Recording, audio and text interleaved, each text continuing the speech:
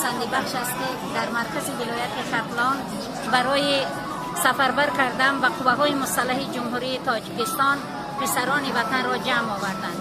ما خرسند هستیم مادران که امروز فرزندان ما اختیاری به صفای قوه‌های مسلح جمهوری تاجیکستان رفته خدمت مادر وطن را میکنند.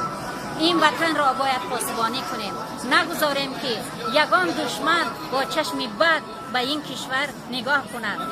گفتند که پراکنده لشکر نباید بکار 200 مرد جنگی به از 100,000. ما افتخار میکنیم که پسران ما همچون شجاع یعنی بوایر هستند تا اینکه وطن خود را پاسبانی کنند، نگذارند که یگان دشمن به خاک سرحد ما پای گذارد.